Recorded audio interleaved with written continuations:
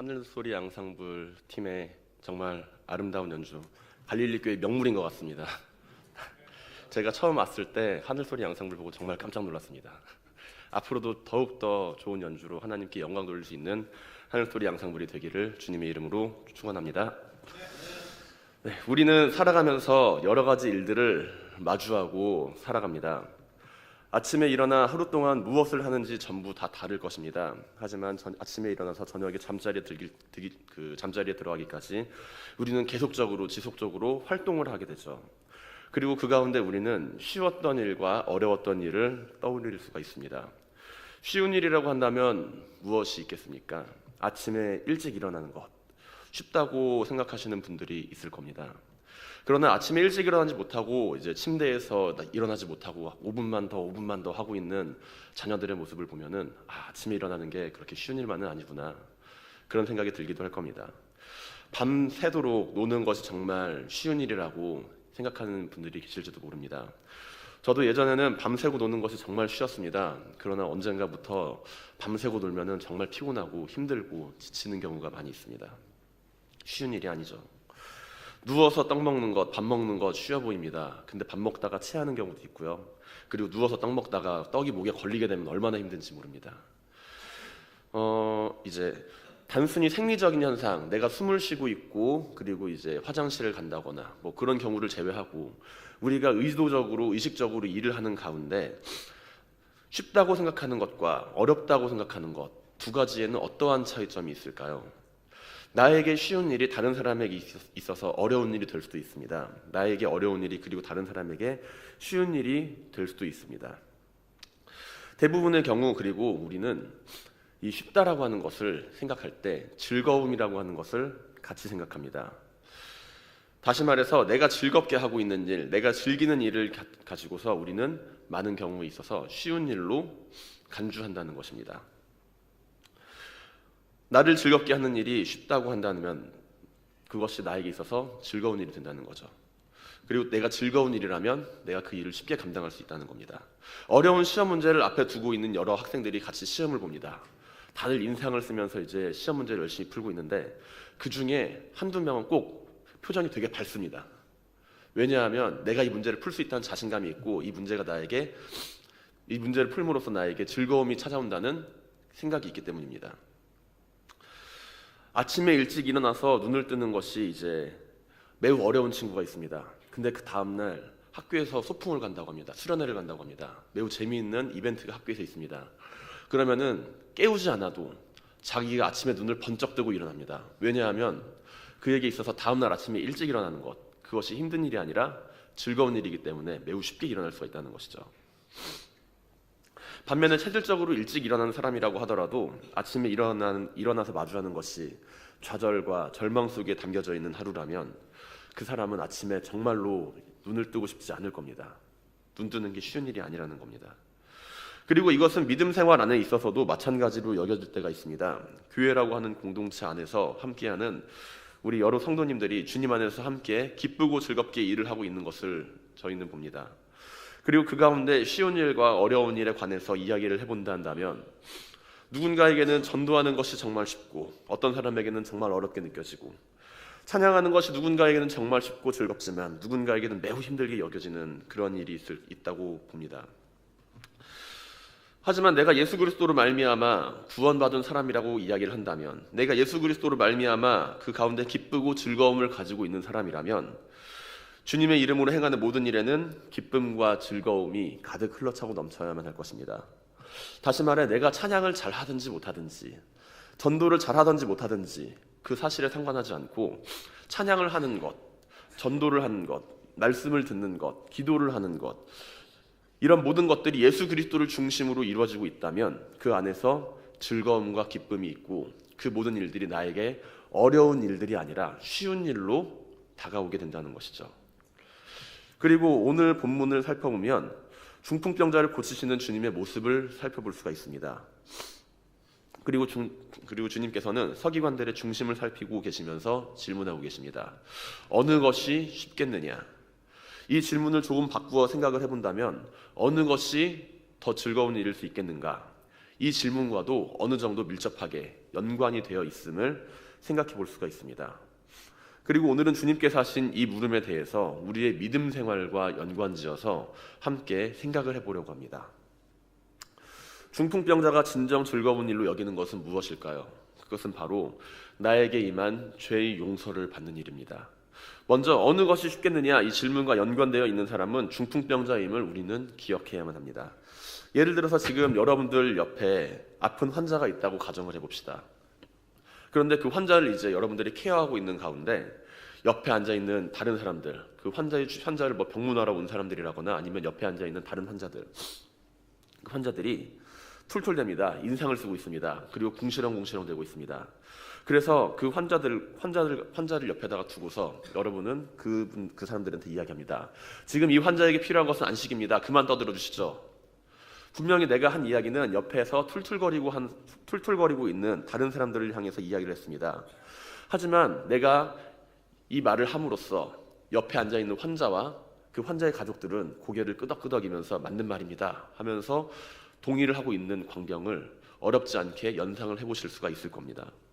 다시 말해 예수님이 중풍병자를 향해서 작은 자야 내 죄사함을 받았느니라 이렇게 말씀을 하셨습니다. 그리고 이 말을 옆에서 들은 서기관들이 마음속으로 저것은 정말 잘못된 말인데 신성모독인데 어째서 저 사람은 저렇게 참람한 말을 하는가 이렇게 이야기를 할 때 주님께서는 그들에게 이야기합니다. 어느 것이 쉽겠느냐. 그리고 그 말을 들은 것은 그 바리새인과 서기관들뿐만이 아니라 여기 옆에 앉아있는 중풍병자와 중풍병자를 데리고 온 그 친구들도 그 질문을 함께 들었음을 어렵지 않게 생각해 볼 수 있습니다.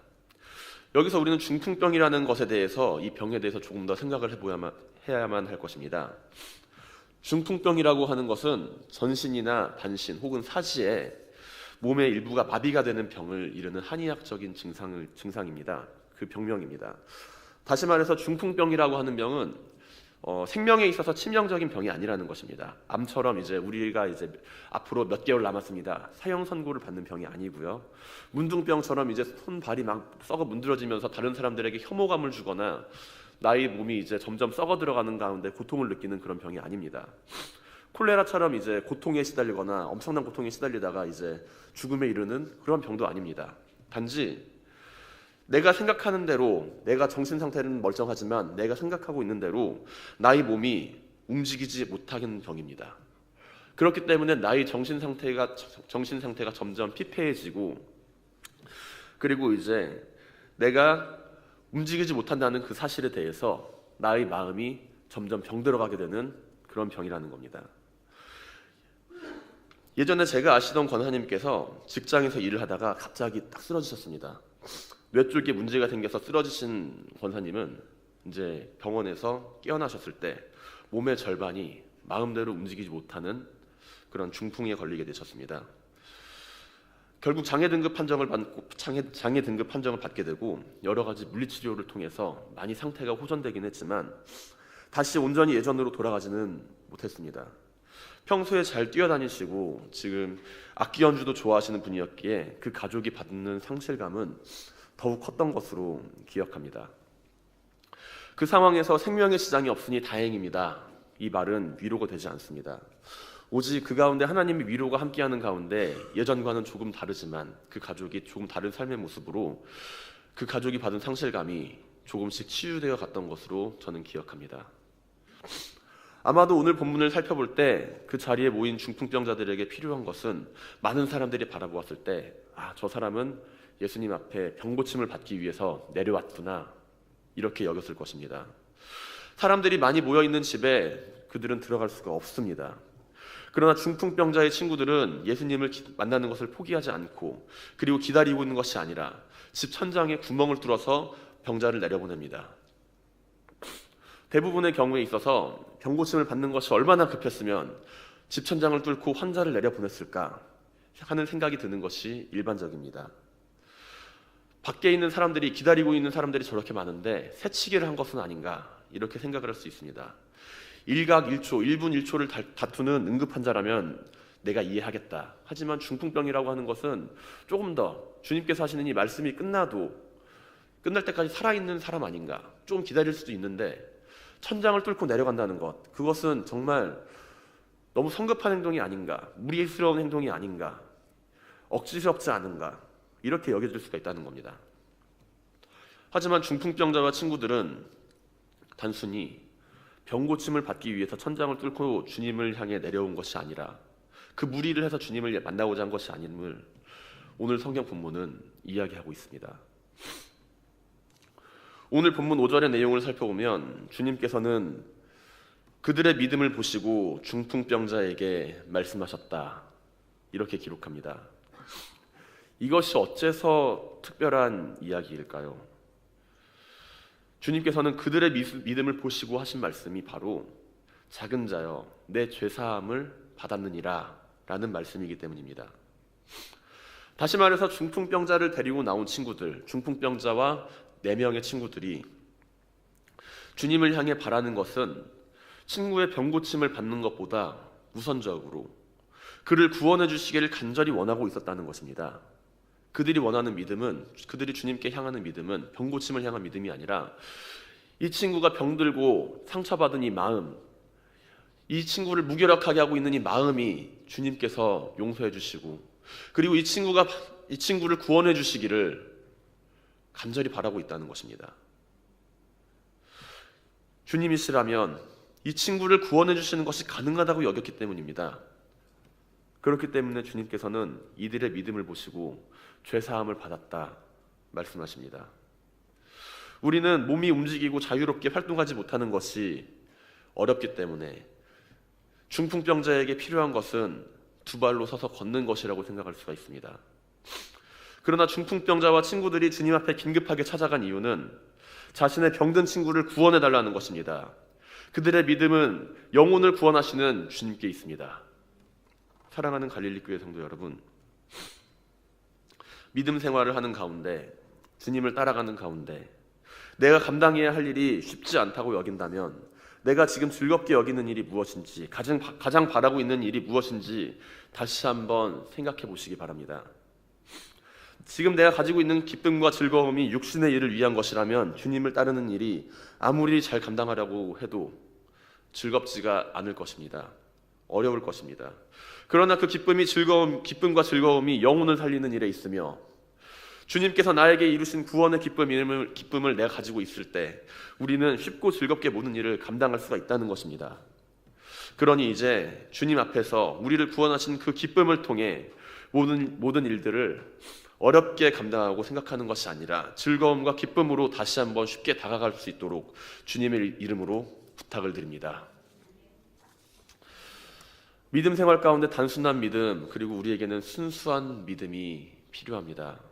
누워서 떡 먹기, 돌다리도 두들겨 보고 건너라, 이러한 속담들은 간단한 것, 쉽게 가능한 일들에 대해서 경계하는 이야기입니다. 조금 더 신중하고 진지하게 우리가 처한 모든 일들에 대해서 생각을 하고 움직여라, 이렇게 이야기를 하는 겁니다.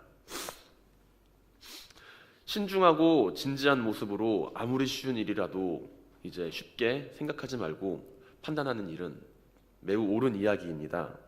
믿음 생활 가운데서도 이처럼 신중하고 진지한 모습, 매우 내가 진지하게 나의 신앙을 생각하고 있는 모습은 중요합니다.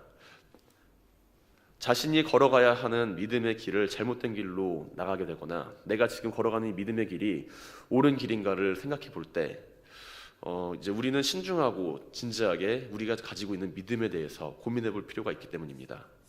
하지만 너무 신중하게 믿음 생활을 하는 나머지 오늘 본문에 나오는 서기관들이 행하는 실수와 같은 그러한 어리석음을 반복해서는 안 될 것입니다. 주님께서 말씀하신 어느 것이 쉽겠는가, 이 질문과 관련하여 2번째로 오늘 본문에서는 우리는 서기관들의 심적인 상태, 그들의 마음의 중심에 주목을 해보고자 합니다. 서기관이라고 하는 직책은 매우 신중한 판단을 요구하는 직책입니다. 다윗 이후 히브리 궁정에 있어서 사관들과 함께 궁중에서 중요한 사건을 기록하는 그러한 기록자로서 이제 신약 시대에 이르러서는 율법학자로서 이제 존중되는 중요한 위치였습니다. 율법에 대해서 정확한 지식과 성서 해석 능력을 가지고 기르기 위해서 서기관들은 오랜 시간에 걸쳐서 이제 교육과 율법에 관한 교육과 훈련을 받습니다. 그래서 이미 14살 정도가 되면은 율법 해석에 이제 숙달했다, 그렇게 이야기하고 자부할 수 있을 정도로 매우 힘들고 어려운 훈련 과정을 거칩니다. 정식으로 율법학자 그룹에 들어가는 것은 이제 40세 전후로 서기관이라고 하는 그 그룹에 들어가게 되면 율법을 해석하고 백성들을 가르치는 일을 감당합니다.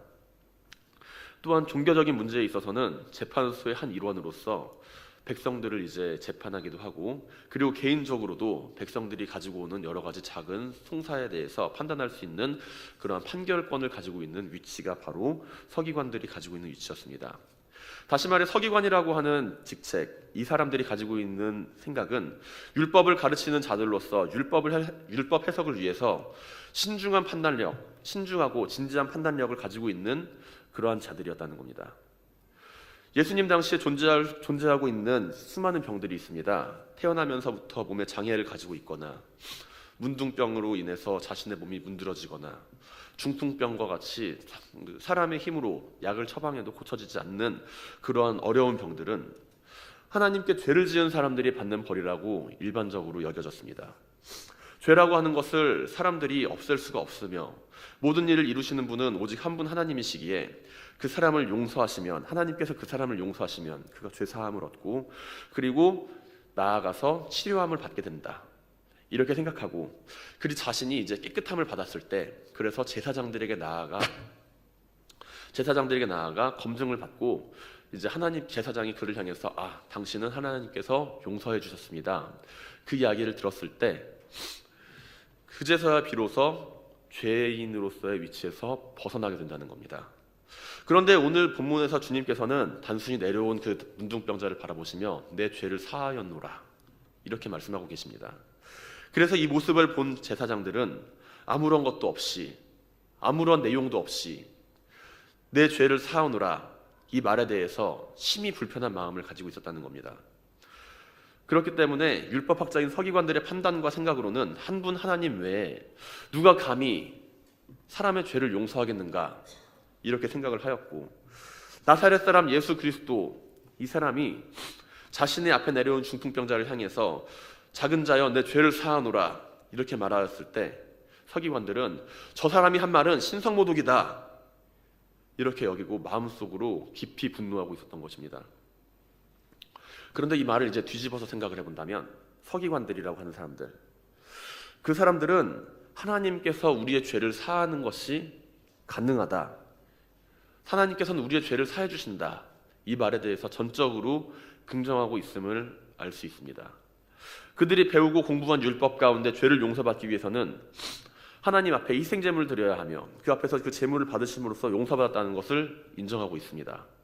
그리고 여기에서 주님의 질문은 시작합니다.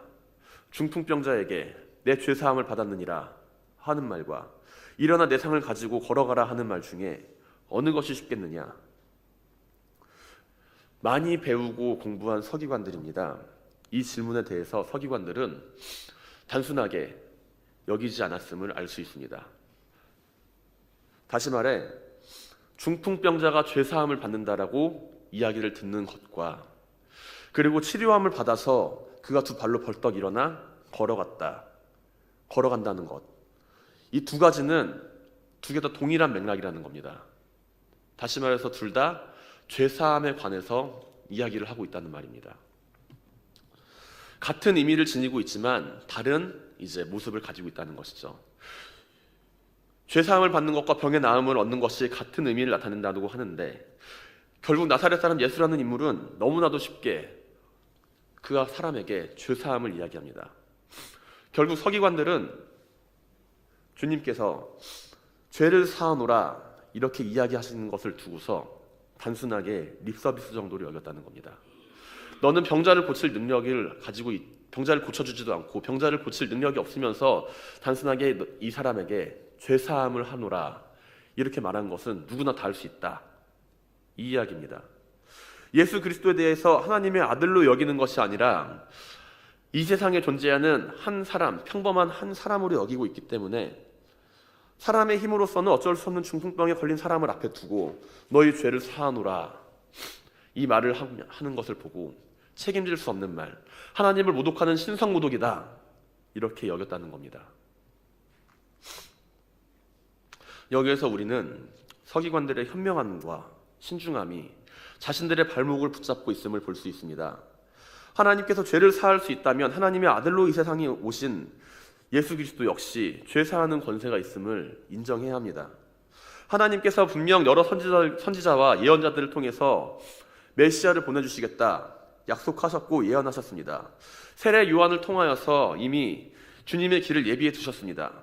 또한 주님께서 이 세상에 오셔서 사람들이 하지 못하는 여러 가지 기적을 일으키시며 복음의 메시지를 전하셨습니다. 그러나 서기관들은 율법을 가르치고 연구하면서 그 하나님의 아들 예수 그리스도가 그들 앞에서 말씀을 가르치시고 귀신 들린 자를 내어 쫓으며 치유의 능력을 보여주셨음에도 불구하고 예수 그리스도가 하나님의 아들임을 인정하지 않고 있습니다. 그들이 가지고 있는 신중함과 현명함이 너무나도 쉬운 구원의 길을 인정하지 못하도록 가로막고 있는 것입니다. 결국 주님께서는 서기관들과 그 자리에 모인 사람들을 향해서 직접적으로 말씀하십니다. 인자가 땅에서 죄를 사하는 권세가 있는 줄을 너희로 알게 하려 하노라. 주님께서 하신 너희 죄를 사하노라, 이 말씀으로 서기관들이 신성모독을 생각합니다. 그러자 너희가 생각하는 죄사함의 모습도 내가 함께 보여주겠다, 이 말씀입니다. 그리고 중풍병자를 향해서 이르기를 내가 내게 이르노니 일어나 내 상을 들고 집으로 가라. 중풍병자에게 명령하십니다. 그리고 그 말씀이 이루어지자 그 자리에 모인 사람들과 서기관들은 하나님께 영광을 돌리고 이르기를 우리가 도무지 이러한 일을 보지 못하였다, 이렇게 고백합니다. 그러나 이 문맥 안에서 그들이 주님을 메시아로 여겼다라는 말, 주님이 하나님의 아들로 여겼다는 말, 이러한 내용을 발견할 수가 없습니다. 다시 말해 죄사함의 권세에 대하여 말을 하였던 서기관들, 참남하다 신성모독이다 여겼던 서기관들이 주님께서 말씀하시고 죄사함의 권세를 보여주셨지만 그 주님께서 이제 그 중풍병자를 낫고 그에게 있어서 죄 사한다는 것에 대해서 죄를 사하는 권세가 나에게 있다는 것을 그들에게 보여주셨지만 서기관들은 자신들의 현명함과 신중함에 빠져서 눈앞에 있는 하나님의 아들과 증거를 보고서도 그 사실을 쉽게 인정하지 않았다는 것입니다. 사랑하는 갈릴리 교회 성도 여러분, 믿음 생활을 진지하고 신중하게 하는 것 매우 중요합니다. 하지만 때로는 쉽고 단순한 믿음, 순수한 믿음도 우리 가운데 필요함을 기억하시기 바랍니다. 주님을 만나고 인정하는 데 필요한 것은 난해하고 어려운 신학적 사상이나 교리의 해석이 아닙니다. 중풍병자와 친구들은 매우 단순하고 쉽게 생각했습니다. 주님께서 이 친구를 구원해 주실 것이다. 주님을 만나야 한다. 그런 모든 문제가 해결된다. 서기관들의 모습과는 매우 대조적입니다. 서기관들은 생각합니다. 죄사하는 권세가 어디로부터 나오는가? 지금 눈앞에 있는 사람이 왜 중풍병자를 향해서 죄사함을 이야기하고 있는가? 중풍병자가 자리를 들고 일어난 것이 과연 주님께서 하신 말씀, 예수 그리스도라고 하는 사람이 이야기를 해서 이루어진 것인가? 아니면은 단순한 우연의 상황이 겹친 것인가? 하나님께 영광을 돌리고 있지만 나는 저 사람이 하나님의 아들이라는 사실을 인정할 수가 없다. 내가 가지고 있는 지식과 내가 신중하게 생각하고 판단할 때 단순한 사실을 가지고서 저 사람이 하나님의 아들이라고 인정하는 것은 너무나도 어렵다. 이렇게 생각합니다. 수만 가지 생각을 생하면서 예수 그리스도를 바라보았을 때 그들은 하나님께 영광을 돌립니다. 하지만 영광을 돌리는 가운데 그들 가운데 있는 구원의 길을 발견할 수가 없었습니다. 그러니 내가 주님을 향하여 기도하고 말씀을 듣고 찬양을 하는 데 있어서, 예배를 드리는 데 있어서 기쁨이 느껴지지 않는다면, 즐거움이 생기지 않는다면 그 모든 일을 조금 더 쉽게 생각해 보시기 바랍니다. 조금 더 쉽게 여기고 좀 더 단순하게 생각을 해보시기 바랍니다. 그리하여 나를 찾아오신 주님을 만나고 영접하여 구원받은 사람으로서 가지는 즐거움을 통해 주님과 함께하는 모든 일들이 쉽고 재밌으며 즐거움 가운데 모든 일들이 감당하고 갈릴리 교회 안에서도 모든 일들이 기쁨과 즐거움으로 이루어질 수 있는 성도님들이 될 수 있기를 주님의 이름으로 부탁을 드립니다. 말씀을 정리하겠습니다. 이 세상에 존재하는 직업은 여러 가지가 있습니다. 그 가운데 노가다라고 하는 그 단어가 있음을 들어보신 적이 있을 겁니다. 공사장에서 일하시는 분들을 비하하거나 낮춰서 부르는 말입니다. 일제 침략 시절에 이제 공사판의 막벌이꾼을 비하하는 일본어에서 파생된 이 노가다라고 하는 말은 젊은 사람들 사이에서는 조금 더 넓은 사용 범위를 가지고 있습니다. 기계적인 일의 반복, 의미 없는 일의 반복에도 이 노가다라는 비속어를 씁니다.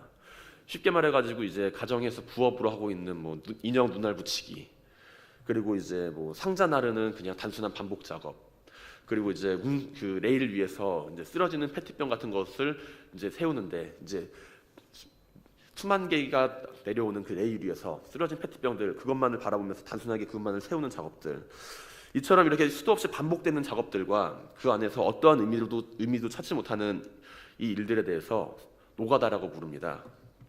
그 안에서 어떠한 일, 아무리 쉬운 일이라도 그 안에서 어떠한 의미도 찾지 못하게 되고 단순하게 반복적으로 이루어지면 지루하고 피곤하게 느껴집니다. 쉽지만 힘든 일이 됩니다. 그리고 마치 노가다와도 같은 인생을 살아가는 사람들이 있습니다. 매일매일을 살아가는 가운데 삶의 의미를 찾지 못한 채 우울하게 살아갑니다.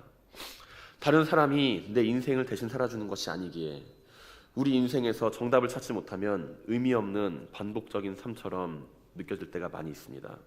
짧은 목표, 단기적인 목표를 설정하고 마치 다람쥐가 쳇바퀴를 돌리며 돌아가듯이 반복적으로 돌아가는 일상생활 속에서 무료함을 느끼게 되거나 허무함을 가지기도 합니다. 돈을 많이 벌었어도 자신이 왜 살아야 하는가 알지 못한다면 의욕이 없는 삶을 살아갑니다. 하루 벌어서 하루 먹고 사는 인생도 힘들고 어렵지만 그 문제도 어려운 문제지만 자신이 왜 살아야 하는지 알지 못하는 것도 그 사람을 살아가기 힘들게 만듭니다.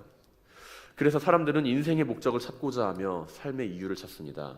누군가를 위해서 살아가는 사람도 있으며 한 분야에서 최고가 되기 위해 살아가는 사람들도 있습니다. 사랑하는 사람들을 위해서 살아가는 사람들도 많이 있습니다. 그러나 그 모든 것들이 인생의 궁극적인 목표가 삶의 이유가 되지는 않습니다. 하지만 의외로 정답은 너무나도 간단한 곳에 있음을 그들은 발견하지 못합니다. 어쩌면 그들은 들어서 알고 있을지도 모릅니다. 하지만 그 가운데 인정하지 않는 것일 수도 있습니다. 예수 그리스도를 믿는 것 가운데 그 가운데 기쁨이 있고 즐거움이 있다는 것, 예수 그리스도를 믿고 따라가면 우리가 이제 그 가운데 쉽게 구원의 길에 도달할 수 있지만 그 사실을 믿지 않는다는 겁니다. 너무나도 쉬운 일입니다. 하지만 너무나도 그들에게는 이해할 수 없는 일이고 어렵고 감당하기 어려운 일일지도 모릅니다. 우리 인생의 고난의 정답이 되시는 분이 예수 그리스도임을 알고 있는 중풍병자와 친구들은 자신의 처한 문제에 대해서 믿음을 가지고 주님의 대답을 듣기 위해 그 앞에 나아갔습니다. 주님께서는 그들이 가지고 있는 어떠한 문제가 있는지 묻지 않으셨습니다. 단지 천장에서 내려온 중풍병자를 바라보시며 그 믿음을 보시고 다른 사람들이 보기에 너무나도 간단하게 그 직면한 죄의 문제의 해결을 말씀하십니다. 그러나 서기관들에게 있어서 죄의 해결이라는 문제는 너무나 어려운 문제입니다. 왜냐하면 그들은 예수님이 정답이라고 여기지 않기 때문입니다. 오늘 설교의 내용은 복잡한 듯 하면서도 매우 단순한 이야기입니다.